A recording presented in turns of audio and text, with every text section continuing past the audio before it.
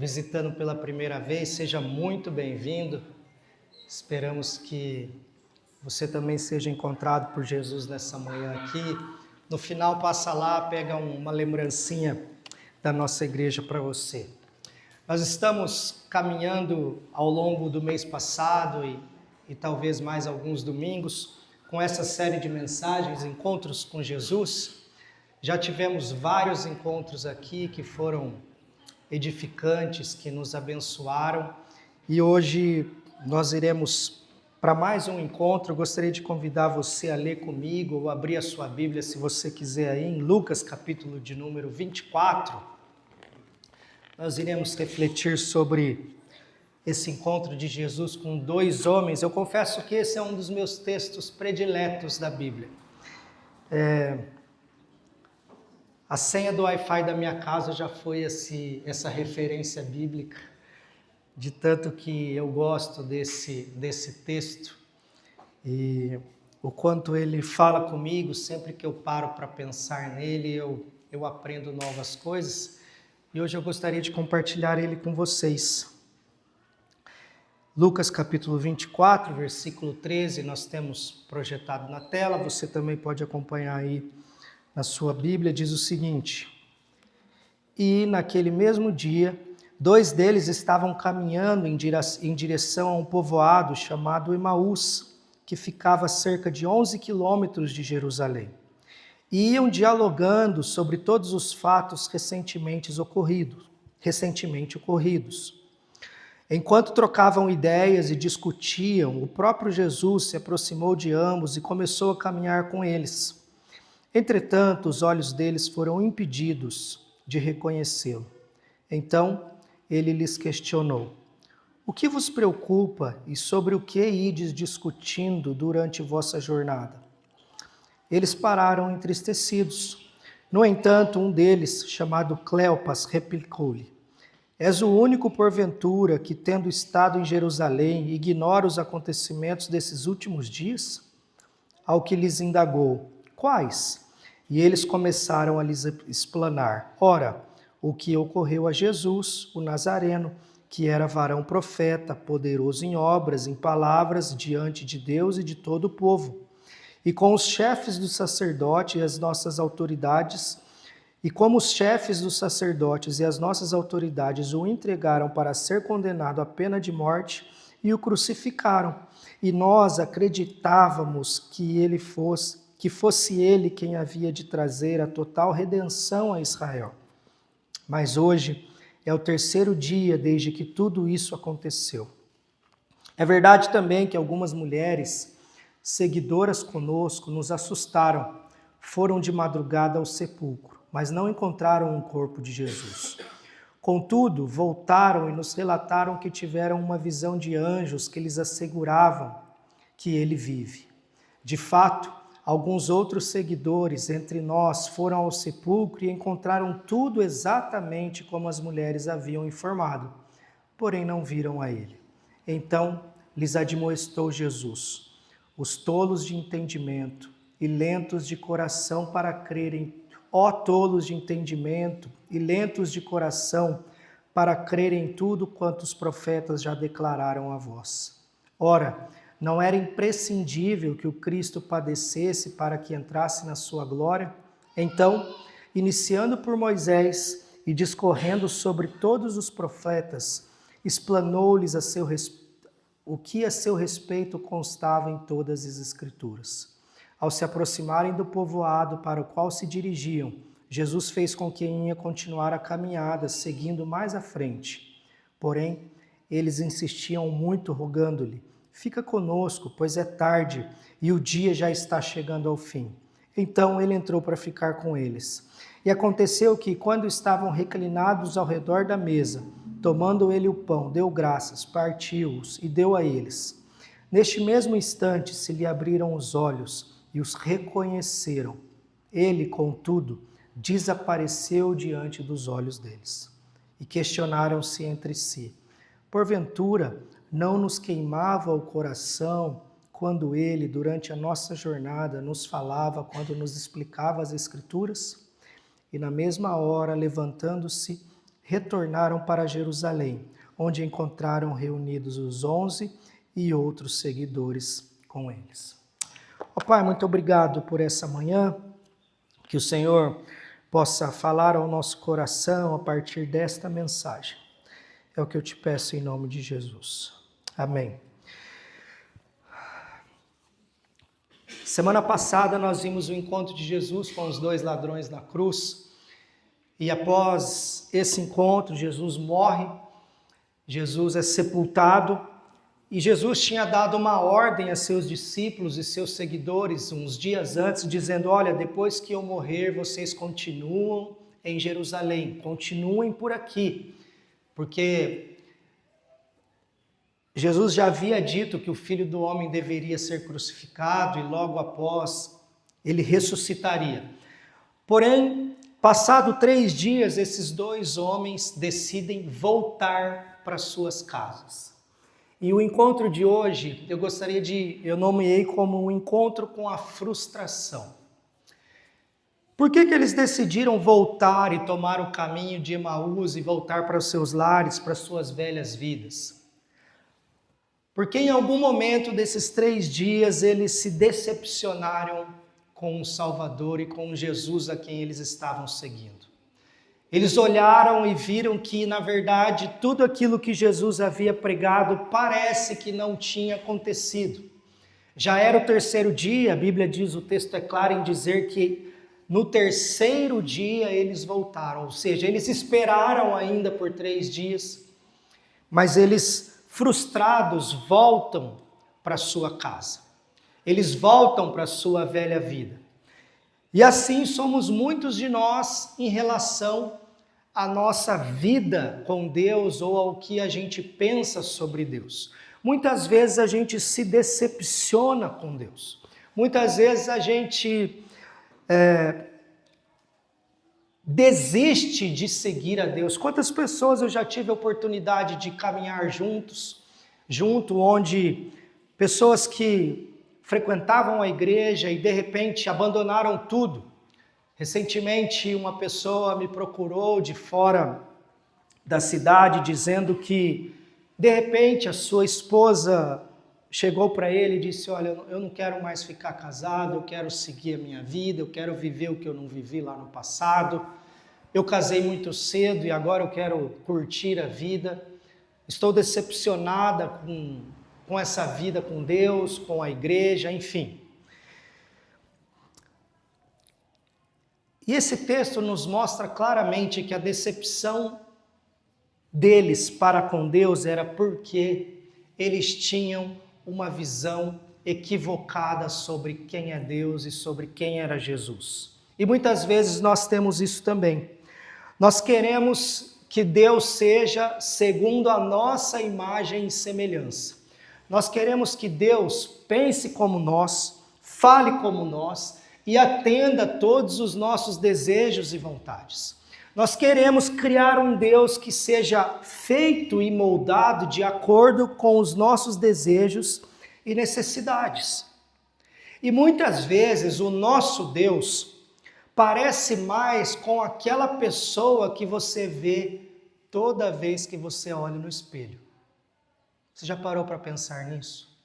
Se o seu Deus parece com aquela pessoa que você olha no espelho, provavelmente você está criando um Deus ou buscando servir a um Deus que seja conivente com tudo que você faz, com tudo que você pensa ou com tudo que você deseja na vida. E aqueles homens queriam algo que Jesus não deu e que Jesus não estava disposto a dar. Qual era a ideia daquele povo? Eles estavam dominados por Roma, eles viviam sendo dominados por outros povos e havia uma promessa que o Filho de Deus viria e daria uma nova vida para eles, daria um novo reino para eles. E na cabeça desses homens, mesmo caminhando com Jesus por 3 anos, e Jesus explicando para eles que o reino era outra coisa, não era esse reino físico dessa terra, não era os poderes ou as cadeiras de reinado dessa terra, eles não conseguiram compreender. E o motivo que os levou de volta para a vidinha que eles tinham, e aqui não é uma ironia, mas para a vida que eles tinham antes, é o fato que Jesus não fez a revolução que eles esperavam.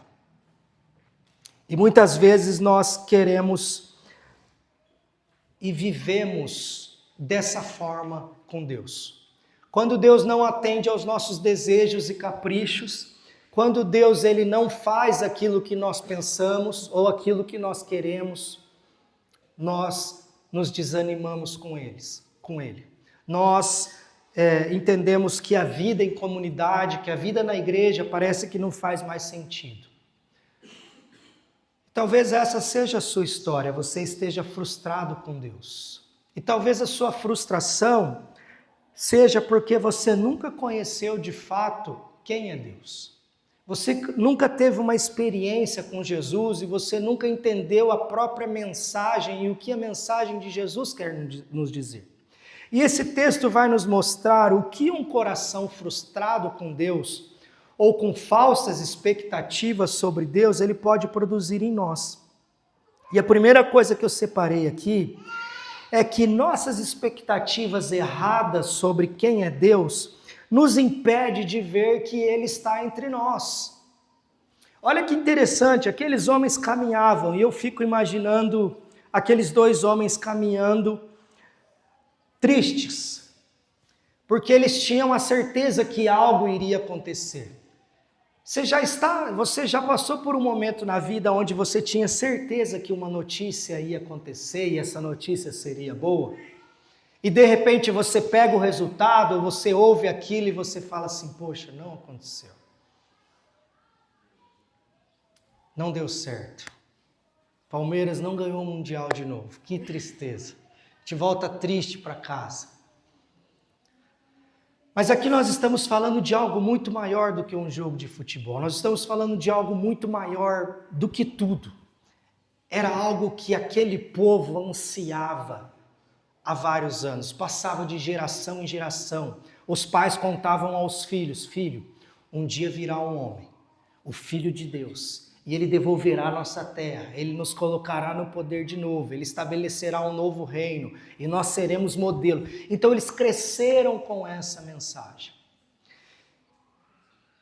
E aquilo estava tão impregnado na mente deles, que enquanto eles caminhavam, o próprio Jesus ressurreto, que eles já haviam visto, que eles já haviam caminhado junto, aparece ao lado deles.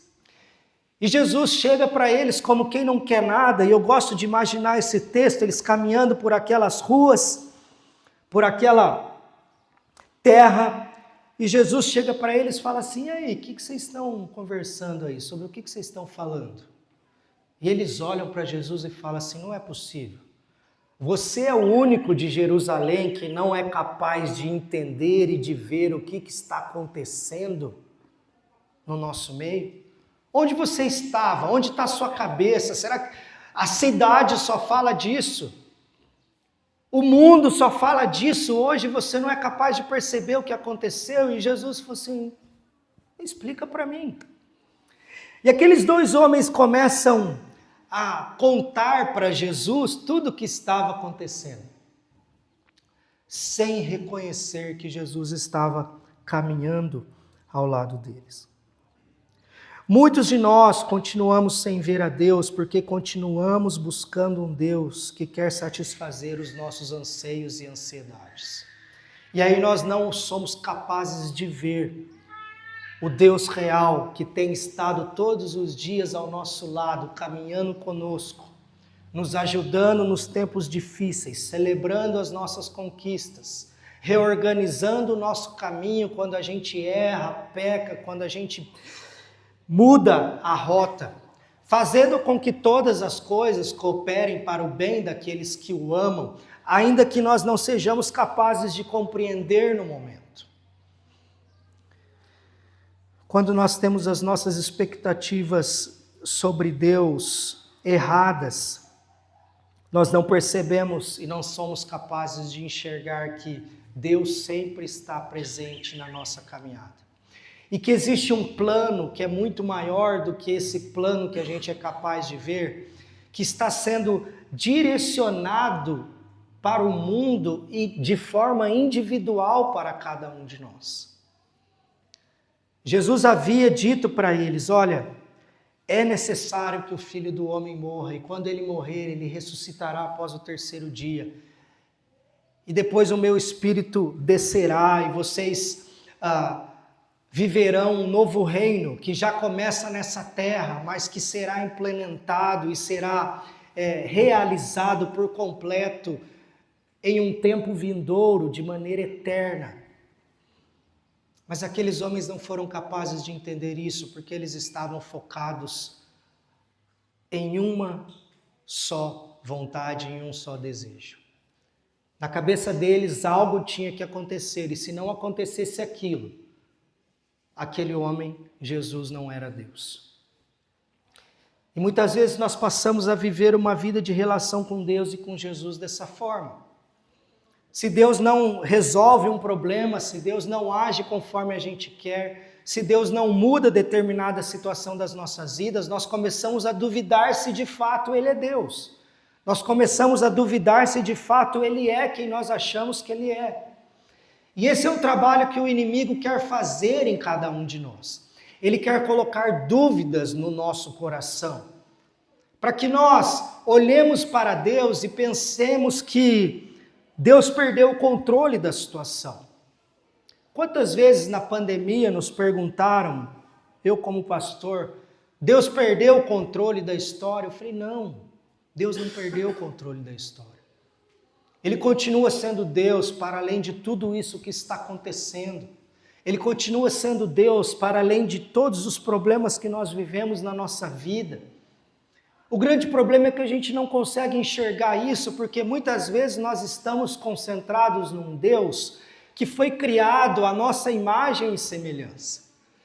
É um Deus que precisa fazer aquilo que nós planejamos, aquilo que nós pensamos sobre a vida, sobre o mundo, sobre a política, sobre a justiça. Mas Jesus foi claro em dizer que esse mundo jaz no maligno. Nós estamos vivendo nesse mundo que é dominado pelo mal. E é por isso que Jesus vai nos dizer que nós devemos ser o sal desse mundo para conservar até que ele venha, porque esse mundo está apodrecendo. E é trabalho de todo cristão, de todo seguidor de Jesus, manter esse mundo conservado. O grande problema é que em muitos momentos nós estamos esquecendo de todas as promessas de Deus e tomando o caminho de volta e indo viver a nossa vida como se as palavras de Jesus não se fossem cumprir.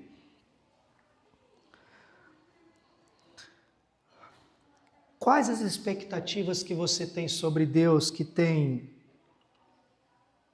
evitado ou que tem bloqueado a sua visão de compreender e de desfrutar e de saber com toda certeza que não importa o que você esteja passando, Jesus está caminhando com você ao seu lado? Quem é Deus para você a ponto de você achar que Ele não está cumprindo ou fazendo o papel dele na sua vida? Essa é a primeira pergunta dessa manhã. A segunda pergunta é que, a segunda questão que eu queria trazer é que nossas expectativas erradas bloqueiam o nosso coração em relação à palavra de Deus. Quando nós temos um conceito errado sobre Deus, e o texto mostrou isso, o próprio Jesus estava pregando para aqueles dois homens. A Bíblia diz que Jesus começou a pregar desde Moisés, passando por todos os profetas, tudo que se dizia a respeito do Filho do Homem que haveria de vir.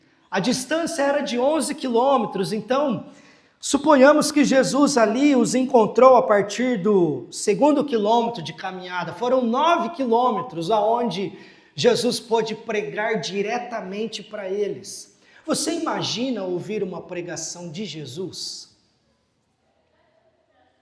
O conhecedor e o criador de toda a história, aquele que fez todas as coisas e esteve presente em tudo desde o início, a sabedoria, ou como ele contava as histórias, porque ele esteve presente. E a Bíblia diz que aqueles homens ouviram todas essas histórias e ainda assim não foram capazes de absorver e de ter os seus olhos abertos, porque os olhos deles estavam fechados, porque as expectativas que eles tinham sobre Deus e sobre Jesus estavam muito longe da realidade. E esses homens foram evangelizados por Jesus. E daqui a pouco, eles começam a rebater com Jesus e eles fazem algo que chega a ser cômico. Eles estão ensinando para Jesus sobre quem é Jesus. Sabe gente que quer ensinar Deus a ser Deus? É o que eles estavam fazendo. Eles estavam ensinando para Jesus sobre Jesus. E muitas vezes é isso que nós fazemos com Deus. O Deus feito à nossa imagem e semelhança, a gente senta do lado dele e fala assim, olha Senhor, é o seguinte, aquela situação lá não está muito boa não, se eu fosse o Senhor eu faria diferente.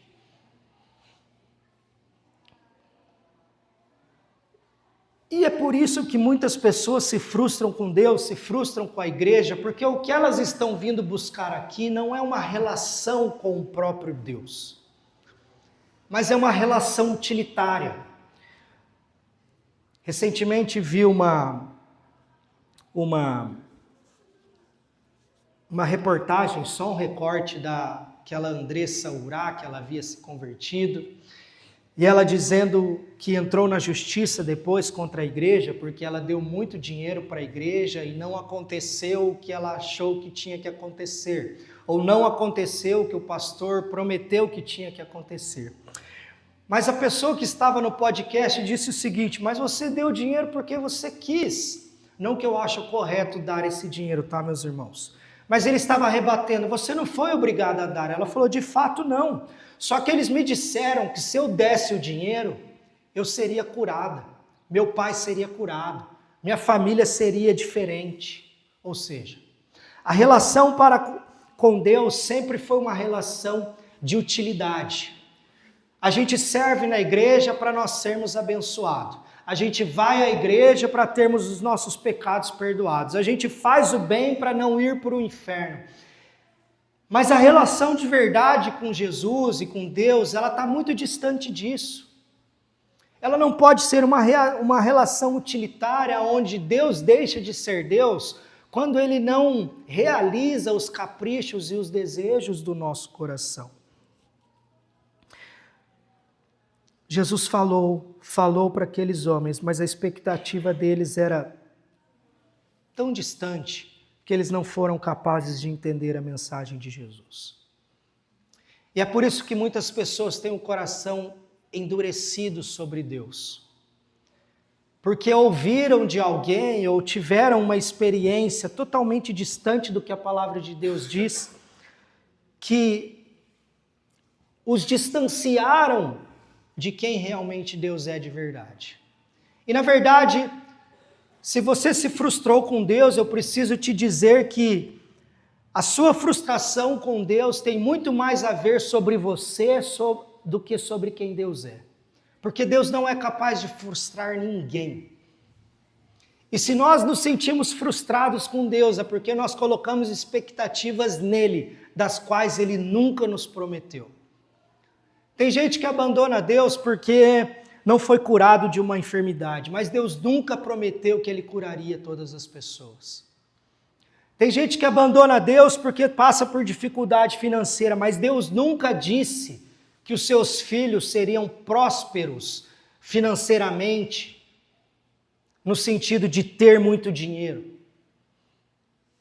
O próprio Jesus revelou isso. A Bíblia diz que Jesus não tinha onde reclinar a sua cabeça e ele era o Filho de Deus. Ele nasceu em uma manjedoura emprestada, alugada por um valor pequeno, porque era o que os seus pais poderiam pagar. Você acha que Deus não poderia ter feito diferente ao enviar o seu Filho? Ele poderia. Mas a vida com Jesus e a vida com Deus verdadeiro, ela não é uma vida só de glamour. Ela não é uma vida só de vitórias, muito pelo contrário. É uma vida onde nós passamos por lutas e dificuldades. E se nós não nos conseguimos nos voltar a Deus, Muitas vezes nós nos perdemos no meio do caminho e a gente volta a pegar o caminho de Emaús e voltar de volta para as nossas vidas. E a pergunta que eu gostaria de falar ao seu coração hoje também é: quais as expectativas que você tem sobre Deus que tem te impedido de viver com Ele uma vida de verdade, uma relação de verdade? Isso serve muitas vezes para as relações que nós temos dentro da nossa casa.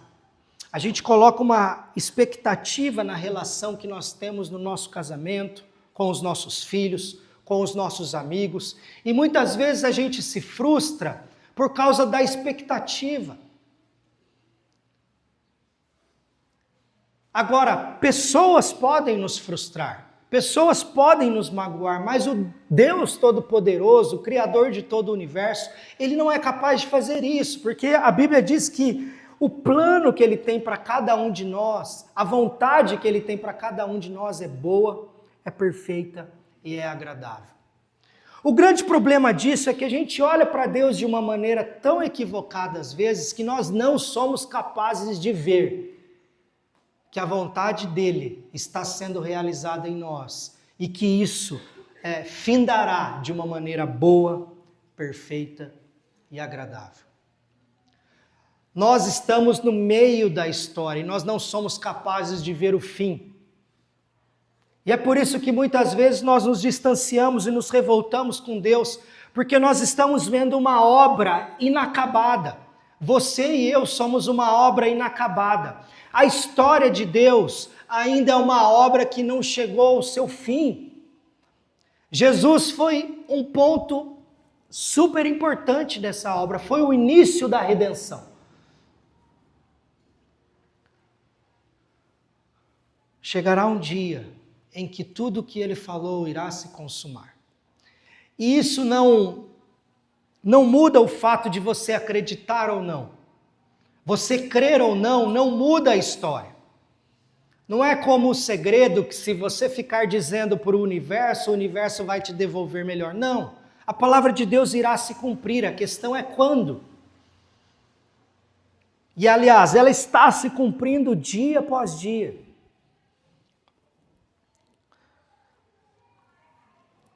A história mostra que aqueles homens caminharam por Jesus por 11 quilômetros, ou talvez um pouco menos, se Jesus os encontrou na metade do caminho. E de repente eles chegaram ao seu povoado, e a Bíblia diz que Jesus fez como quem ia continuar a caminhada. Ou seja, aqueles homens, eles voltariam para suas casas, para sua velha vida, tendo caminhado com o próprio Cristo ressurreto, sem reconhecê-lo. Mas eles têm um insight. Talvez algo do que Jesus ensinou para eles sobre amar o próximo, naquele momento tocou no coração deles. Eles chamam Jesus: não entre, não vá, Senhor. Entre com a gente, passe a noite aqui, descanse. E a Bíblia diz que Jesus entrou naquela casa. E mesmo após ter andado com eles, mesmo após ter pregado para eles, eles não foram capazes de reconhecer que era Jesus. Mas um gesto mudou tudo. A Bíblia diz que Jesus se assentou à mesa com eles, repartiu o pão, e nesse momento, os olhos deles foram abertos.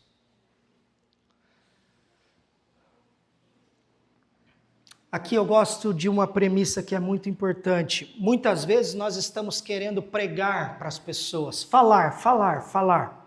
A gente tenta falar para o seu esposo ser salvo, a gente fala para a nossa esposa talvez ser salva, a gente fala para os nossos filhos terem um encontro com Jesus.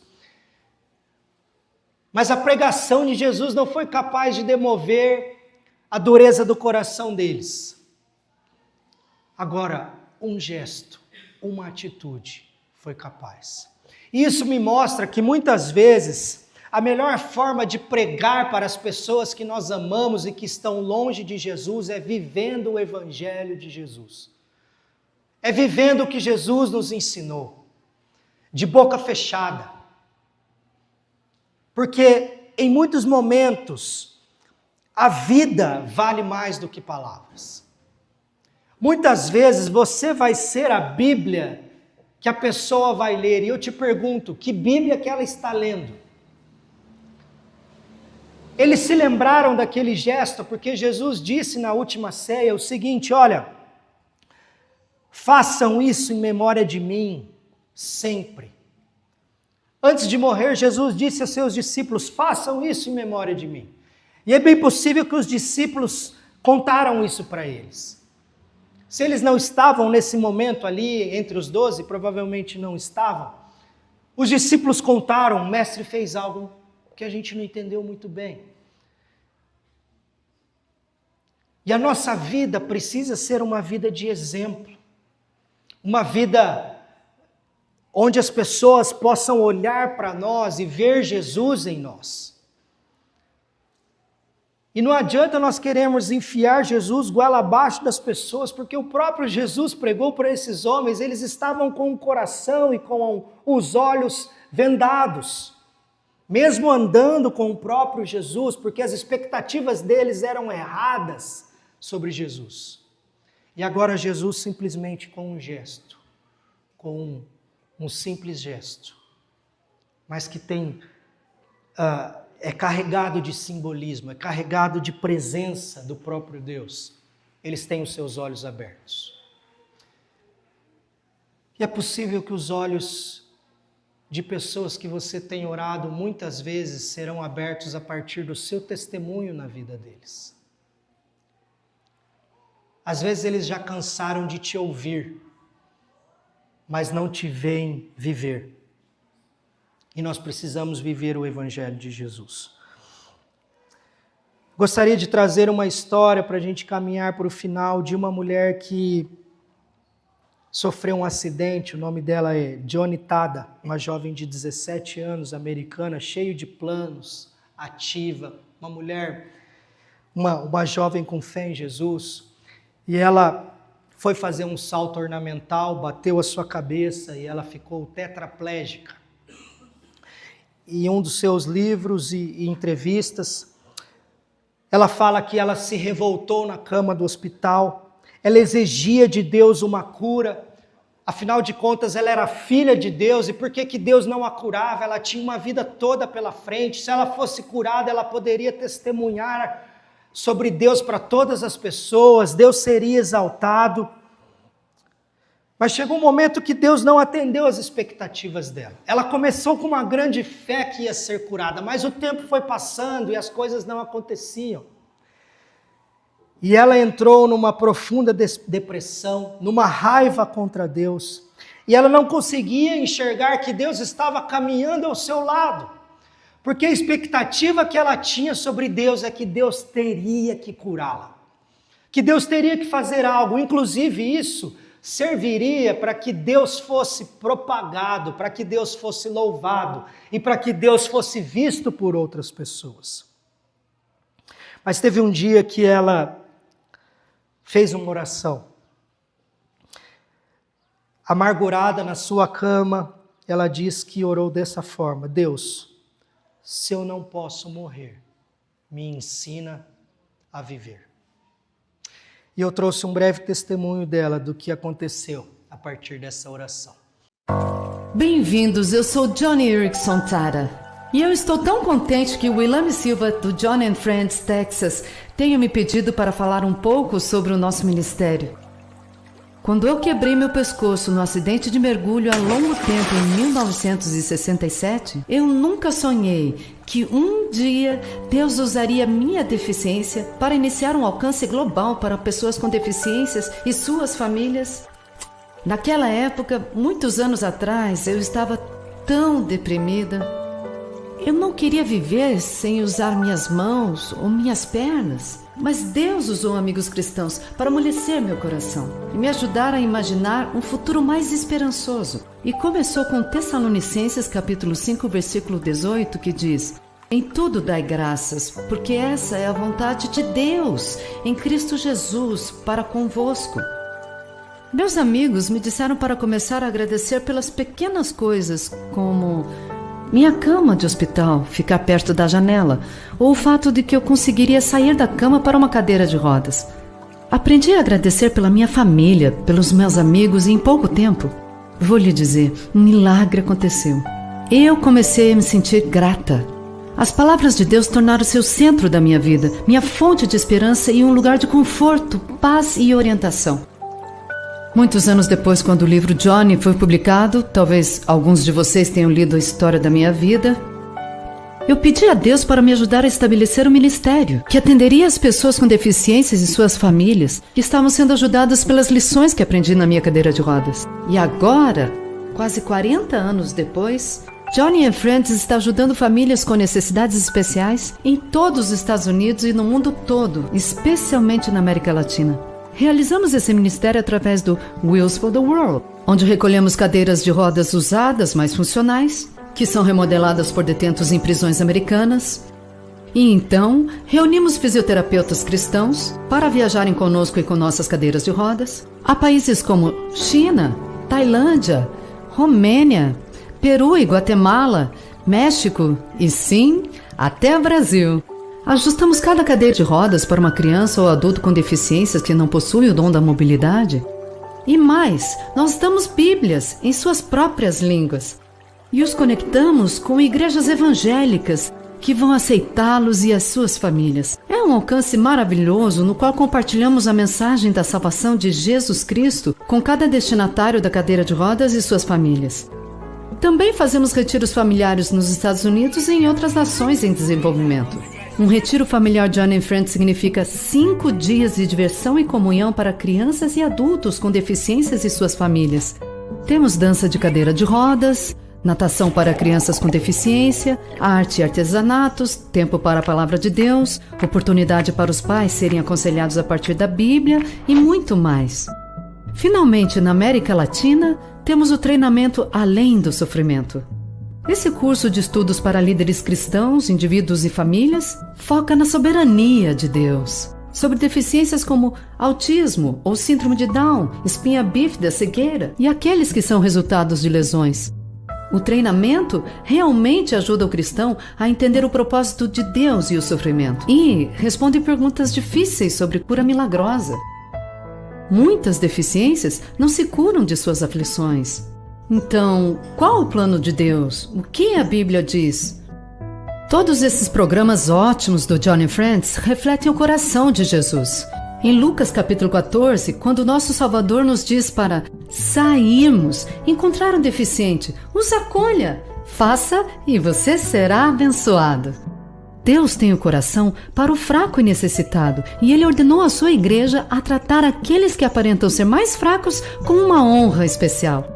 Então, obrigada, meu amigo, por receber meu amigo, William Silva. E espero que você ore pelo nosso alcance, que mais pessoas incapacitadas conhecerão a Jesus Cristo como seu Senhor e Salvador. Em nome de todos nós, na sede de Johnny and Friends, na Califórnia, obrigada por nos animar na Johnny and Friends. Uma das frases que marcou a vida de Johnny foi: minha cadeira de rodas foi a prisão que Deus usou para libertar o meu espírito. Quando ela entendeu que Deus estava para muito além daquilo que ela imaginava sobre ser Deus, a vida dela foi transformada. Assim como Johnny, nós sofremos quando queremos um Deus moldado aos nossos desejos. A verdadeira paz vem quando abandonamos as nossas expectativas e aceitamos o plano dele. Meus irmãos, se nós não nos libertarmos das nossas expectativas sobre Deus, nós nunca vamos conhecer a verdadeira vontade de Deus, que é boa, que é perfeita e que é agradável. Cristo não veio para corresponder à sua expectativa e à minha, mas para nos dar segurança, aconchego e conforto quando nossas expectativas em relação à vida não forem supridas. Jesus não veio para suprir essas necessidades, que sim, são importantes, mas ele veio para ser o pão da vida, que sacia a nossa fome, e veio para ser a água viva, que sacia a nossa sede. E nós podemos entender isso quando nós nos sentamos à mesa com Jesus e nesse local Ele nos dá tudo aquilo que nós precisamos, porque Ele é a única coisa que de fato a nossa alma aflita precisa. Ele é a única coisa que nós buscamos em todos os lugares e não encontramos. Seja nas relações, seja nos vícios, seja onde for, Jesus é tudo que você e eu precisamos. Amém? Esse encontro de hoje fala muito ao meu coração, porque muitas vezes eu tenho expectativas sobre Deus fazer algo. E talvez você tenha vivido longe e distante de Deus justamente por ter expectativas que não correspondem ao que você gostaria que Ele fizesse. Enquanto a gente canta essa música, eu gostaria de convidar você a pensar sobre isso. Que você pudesse se render de fato diante de Deus e falar: Senhor, ensina-me a viver. Faça como essa mulher fez. Ensina-me a viver com o que o Senhor tem me dado. Seja com uma deficiência, seja com pouco dinheiro. Ensina-me a ver o que o Senhor pode fazer a partir das minhas fragilidades, a partir de quem eu sou. Ela começou esse projeto pintando quadros com a boca, porque era tetraplégica. E Deus foi fazendo várias coisas por meio de um acidente. Porque eu creio muito naquele texto que diz que Deus colabora em todas as coisas. E quando diz todas as coisas, pode ser um acidente, pode ser uma deficiência, pode ser principalmente algo ruim. Deus pode fazer com que isso se torne algo diferencial na sua vida, que irá impactar muitas outras vidas, como aconteceu na vida dela. Amém? Vamos cantar?